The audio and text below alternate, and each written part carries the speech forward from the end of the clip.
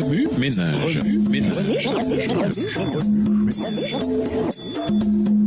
Bienvenue dans votre émission Remue ménage. Nous voilà au lundi 17 octobre. Où est Dieu quand le juste souffre? Lisons Jérémie 30, les versets 5 à 7. Jérémie 30, les versets 5 à 7.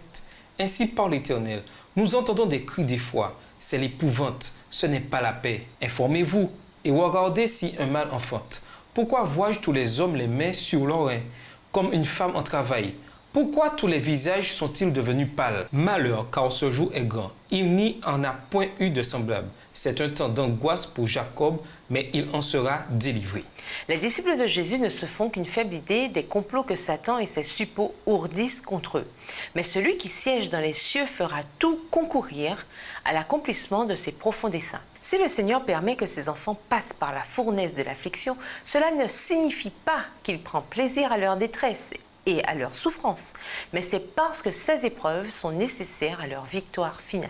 Les mettre à l'abri de toute tentation ne contribue pas à sa gloire, puisque le but même de leur épreuve est de les rendre capables de résister aux attraits du mal. Tandis que Satan accusera les enfants de Dieu, il lui sera permis de les assaillir de ses plus fortes tentations.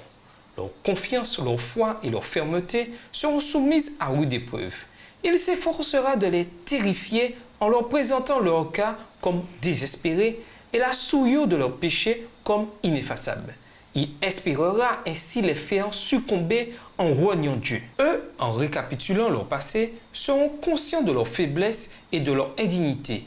Ils ne verront que peu de bonnes choses dans tout le cours de leur vie et leur foi sera ébranlée. En effet, ce qui enflamme l'inimitié de Satan contre l'espèce humaine, c'est que celle-ci est, par Jésus-Christ, l'objet de l'amour et de la miséricorde de Dieu. Aussi, son unique désir est-il de déjouer le plan divin pour la rédemption de l'homme et de déshonorer Dieu en dépravant et en souillant sa créature.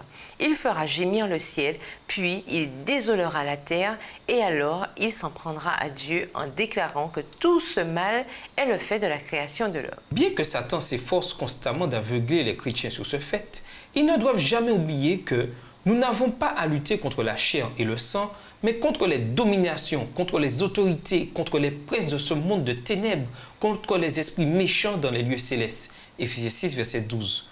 Voici un avertissement inspiré qui nous est parvenu à travers les siècles. Soyez sobres, veillez. Votre adversaire, le diable, rôde comme un lion rugissant, cherchant qui il dévorera. 1 Pierre 5, verset 8. Revêtez-vous de toutes les armes de Dieu, afin de pouvoir tenir ferme contre les ruses du diable. Éphésiens 6, verset 11. Où est Dieu quand ses enfants souffrent? Il est là avec eux, tout comme il fut avec les 3 Hébreux dans la fournaise ardente. En tant qu'adventistes, nous savons qu'il est toujours avec nous. Remue ménage, où trouvez votre sécurité quand vous êtes la cible des attaques du mal? Au revoir. Et à demain si Dieu veut.